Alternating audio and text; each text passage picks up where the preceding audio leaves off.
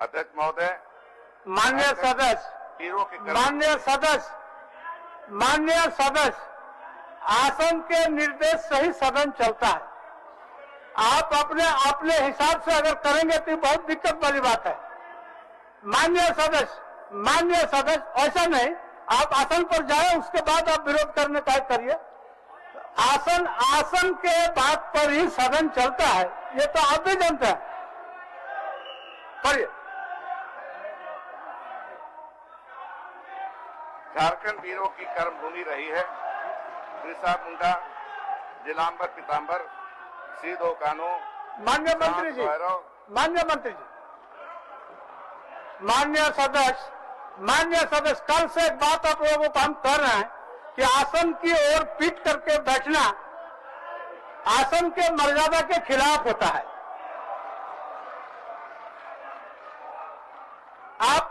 आप आसन की ओर पीट करके न बैठे, आसन की ओर पीट करके बैठना आसन का मर्यादा के खिलाफ है। और आसन को ही आप पदवी नहीं मानते हैं तो ये विरोध प्रदर्शन क्या है आपका? कौन सी का विरोध है जब आसन पर ही विश्वास नहीं आपको? माननीय मंत्री जी पढ़िए। बिरसा मुंडा, जिलांबर पीतांबर, तेलंगा खाड़िया, भगत, छत्रा टाना भगत, ठाकुर विश्वनाथ।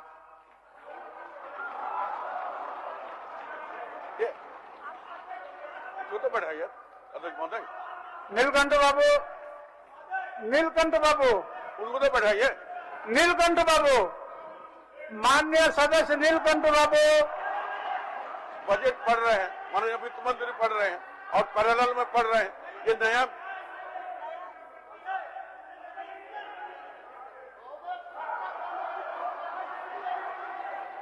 महोदय, ये अच्छी बात नहीं है। ठीक है, बैठकर सुनने।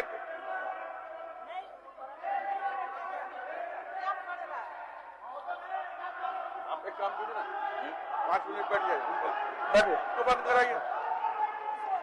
ये क्या हो रहा है? बजट सेशन में माननीय मंत्री पढ़ रहे हैं और उसका पैरेलल में अपोजिशन पढ़ रहे हैं, तो सही बात नहीं है। आज तक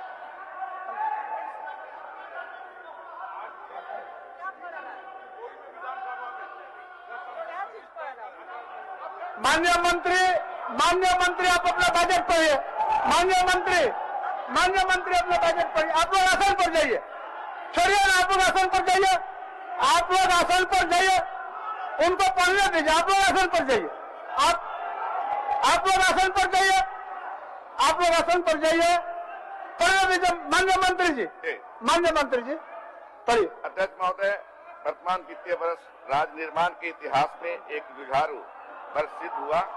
कोरोना के वैश्विक प्रकोप से देश के साथ साथ झारखंड राज्य भी आहत हुआ है। इसलिए मैं सर्वप्रथम राज्य के अग्रिम पंक्ति में के सभी कोरोना योद्धाओं को नमन करता हूं। धीरता तथा सेवा की असीम भावना के साथ साथ स्वयं को निछावर करने के जो भाव इनमें देखने को मिले, उसे शब्दों में प्रकट नहीं किया जा सकता। इस विषम परिस्थिति में सरकारी तंत्र के साथ साथ विभिन्न गैर सरकारी संस्थानों और संगठनों सहित प्रिंट और इलेक्ट्रॉनिक मीडिया की भूमिका भी प्रशंसनीय रही है।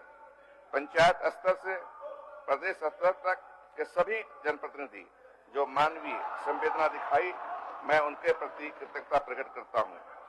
कोरोना संकट के दौर में राज्य की जनता ने जो भाईचारा दिखाया, उनके इस कृत्य के लिए उन सभी को मैं नमन करता हूं। अध्यक्ष महोदय, राष्ट्रव्यापी लॉकडाउन की अवधि में प्रवासी मजदूरों को उनके गंतव्य तक ले जाने और भोजन की ऐतिहासिक व्यवस्था करने जैसे कार्यों के लिए सरकारी तंत्र के साथ साथ राज्य की आवाम की भूमिका नमन करने योग्य रही है।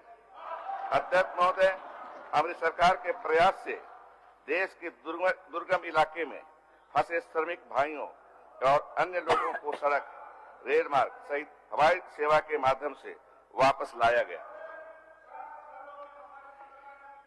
कोरोना अभी पूर्णतः समाप्त नहीं हुआ है। इसमें जो क्षति हुई है उसकी भरपाई होने में कुछ समय लगेगा। सरकार एक लोक प्रयास से इस क्षति की पूर्ति की जा सकती है। सरकार इस महामारी से लड़ने के लिए कृत संकल्पित है। माना कि डगर कठिन है, पग पग पर बाधाएं हैं, आगे बढ़ने से रोक रही महामारी सरीखी जो लाए हैं, पर रोक न सकेंगे ये कदम, हम उन्नति के अभिलाषी हैं। अध्यक्ष महोदय, कोविड-19 की महामारी ने हमें अपनी नीतियों का पुनर्मूल्यांकन करने के लिए प्रेरित किया। प्रत्येक वर्ष ग्रामीण क्षेत्रों से होने वाले पलायन को रोकने एवं ऐसे लोगों को राज्य में जीविकोपार्जन के साधन उपलब्ध कराने के निमित्त हमारी सरकार प्रतिबद्ध है। राज्य सरकार की कृषि क्षेत्र के अतिरिक्त गैर कृषि क्षेत्रों में भी रोजगार के नए अवसर उत्पन्न करने हेतु योजनाएं ला रही है। रूरल डिस्ट्रेस को कम करने के लिए मनरेगा योजना अंतर्गत भुगते मजदूरी दर में राज्य सरकार ने अपने संसाधनों से वृद्धि की है। अब मनरेगा मजदूरों को 194 रुपए के बदले 225 रुपये, मतलब 31 रुपए की वृद्धि मजदूरी मिलेगी। इस वर्ष मनरेगा के अंतर्गत बिरसा हरित ग्राम योजना, नीलांबर पीतांबर जल समृद्धि योजना, वीर सहित फोटो हो खेल विकास योजना तथा दीदी बाड़ी योजना को प्रारंभ किया गया है। कोविड-19 की महामारी के दौरान राज्य की जनता, विशेषकर प्रवासी मजदूरों की न्यूनतम बुनियादी आवश्यकताओं का ध्यान रखते हुए उन्हें भोजन एवं अवसान की व्यवस्था उपलब्ध कराई गई। ग्रामीण जीवन में समृद्धि एवं कृषकों को आत्मनिर्भरता बढ़ाना राज्य सरकार की प्राथमिकता में शामिल है। कृषि क्षेत्र में सुधार के लिए एवं कृषकों की आय बढ़ाने के निमित्त राज्य अंतर्गत सिंचाई सुविधाओं का विकास एवं विस्तार किया जाएगा। कृषि के विकास के लिए ग्रामीण विकास की योजनाओं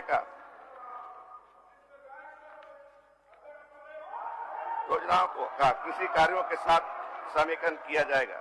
ग्रामीण अर्थव्यवस्था को बढ़ावा देने के लिए इस बजट में ग्रामीण विकास विभाग, जल संसाधन विभाग, कृषि पशुपालन विभाग, सहकारिता विभाग यह हेतु समेकित रूप से लगभग 18,653 करोड़ रुपए का प्रावधान किया जा रहा है, जो ऐसी विषम परिस्थितियों के बावजूद वित्तीय वर्ष 2020-21 से लगभग 11% अधिक है। अध्यक्ष महोदय, हमारी सरकार सतत एवं समावेशी विकास के लिए प्रतिबद्ध है। यह बजट लोक केंद्रित और सामाजिक सुरक्षा को नया आयाम देने वाला है। सभी को भोजन, सुलभ एवं गुणवत्तापूर्ण स्वास्थ्य सेवा, शिक्षा, शुद्ध पेयजल एवं स्वच्छता तथा आवास जैसे न्यूनतम बुनियादी आवश्यकताओं की पूर्ति के साथ साथ ग्रामीण विकास, रोजगार सृजन एवं शहरी सुविधाओं के उन्नयन हेतु इस बजट में प्रभावी कदम प्रस्तावित किए जा रहे हैं। अध्यक्ष महोदय, ग्रामीण क्षेत्रों में स्वयं सहायता समूह, सेल्फ हेल्प ग्रुप के सुदृढ़ीकरण हेतु भी हमारी सरकार प्रयासरत है। स्वयं सहायता समूहों को राशि अनुदान उपलब्ध कराते हुए उनकी उद्यमिता में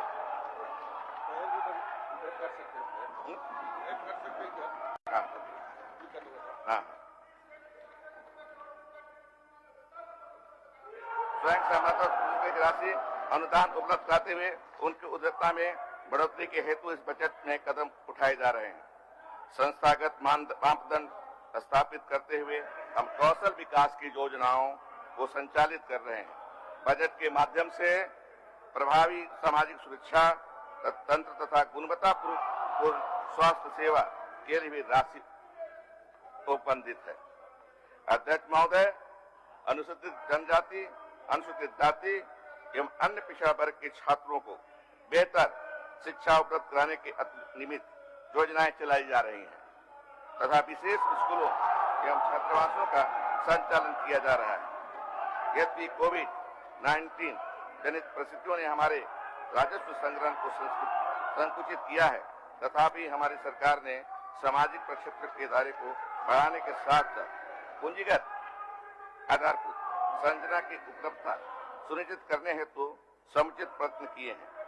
पूंजीगत आधारभूत संरचना में भी सामाजिक अवसंरचना पर विशेष बल दिया जा रहा है। अध्यक्ष महोदय, कोविड महामारी जनित संकट के मध्य जब राज्य को केंद्र से जब राज्य को केंद्र से अतिरिक्त आर्थिक सहायता अपेक्षित थी, ऐसे समय में राज्य को केंद्रीय करों से मिलने वाले हिस्सेदारी में भी कमी देखने को मिली। इस समय साथ ही इस विषम परिस्थिति में राज्य के समेकित निधि से डीवीसी के बकाये की सीधी कटौती कर ली गई, जिससे राज्य के वित्तीय भार में वृद्धि हुई। आपको याद होगा, एक बार आरबीआई द्वारा 477 करोड़ और दूसरी बार 714 करोड़ सीधे राशि सरकार का काट दिया गया। इन विपरीत परिस्थितियों के बीच जन कल्याण एवं विकास कार्यों की गति को बनाए रखने के लिए बेहतर वित्तीय प्रबंधन सरकार ने FRBM एक्ट के दायरे में रहते हुए अपने ऋण लेने की क्षमता बढ़ाने का निर्णय लिया है। इस बढ़ी हुई ऋण क्षमता का प्रयोग सामाजिक एवं आर्थिक आधारभूत संरचना से विकास एवं निर्माण में किया जाएगा, जैसे ग्रामीण एवं शहरी क्षेत्रों में रोजगार के नए अवसर सृजित होंगे। इस पहल का अधिकांश लाभ समाज के अंतिम पायदान एवं हाशिए पर खड़ी जनता को प्राप्त होगा। अध्यक्ष महोदय, मैं सदन को अवगत कराना चाहता हूं कि संचित ऋणों का मूलधन एवं ब्याज भुगतान सरकार के व्यय का बड़ा भाग होता है, जो अन्य विकासात्मक प्रक्षेत्रों पर होने वाले व्यय को संतुलित करता है।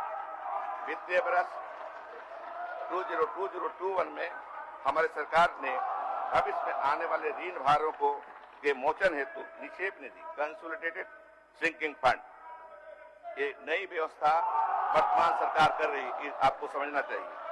मैं पहली बार 303.87 करोड़ 303 करोड़ 87 लाख रुपए का निवेश किया है, जिससे राज्य की क्रेडिट रेटिंग बढ़ेगी। यदि पूर्व के सरकारों ने पहले, इसको भी सुन लीजिए, यदि पूर्व के सरकारों ने पहले से ही इस कोष में निवेश किया होता तो कोविड-19 के कारण राजस्व क्षति को सिंकिंग फंड में निवेशित राशि से काफी हद तक कम किया जा सकता था।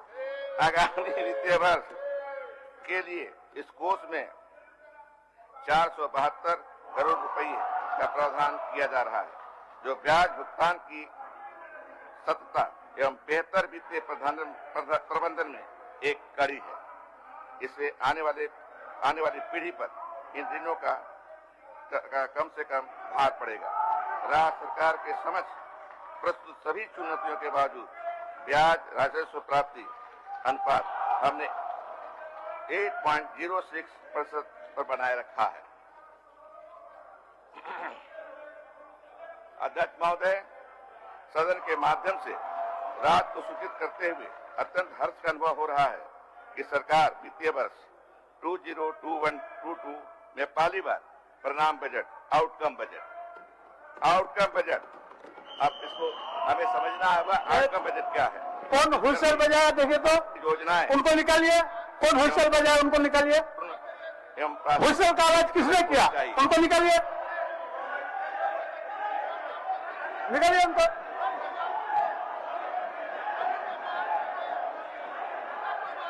होलसेल कौन बजाया, उनको निकालिए। पढ़िए मंत्री जी, पढ़िए। हमारी सरकार की इस अभिनव सोच ने हमें आगामी वित्तीय वर्ष से होलसेल बजा को निकालिए। कौन होलसेल बजा रहा है? परिणाम बजट तैयार करने के लिए प्रेरित किया है। परिणाम बजट एक ऐसा व्यय के पूर्व का अनुमान है, जिससे व्यय के पश्चात लक्षित परिणाम को लोक दृष्टि में लाया जाएगा एवं वित्तीय संव्यवहार फाइनेंशियल ट्रांजैक्शन में पारदर्शिता एवं जवाबदेही तय होगी। हम इन तथ्यों का भी आकलन कर सकेंगे कि बजट में किए गए प्रावधान का लाभ किस तरह से जनता तक पहुंच रही है। संप्रति 11 विभागों में 21 मांगों के लिए आउटकम बजट प्रस्तुत किया जा रहा है। आगामी वित्तीय वर्ष में अन्य विभागों को का भी आउटकम बजट प्रस्तुत किया जाएगा। अध्यक्ष महोदय, सरकार का लक्ष्य समाज नहीं, हुइसल बजाने वाला बर्दाश्त नहीं, हुइसल बजाने वाला बर्दाश्त नहीं। आप जो कर रहे हैं उतना तो ठीक है, अब इससे भी ऊपर करिएगा तो आसन को इतना बर्दाश्त करने की क्षमता नहीं है। जब अर्थव्यवस्था में व्यय करने का अवसर नित्य निर्मित हो। आज के कार्रवाई तक के लिए उनको निष्कासित कर दीजिए। हमारे बजटीय प्रावधान सतत विकास लक्ष्य सस्टेनेबल डेवलपमेंट गोल से भी प्रभावित है, जिसके तहत निर्धारित लक्ष्यों को भी प्राप्त करने में सफलता मिलेगी। अध्यक्ष महोदय, वित्तीय वर्ष 2021-22 के लिए मैं सदन के समक्ष राज्य का सकल बजट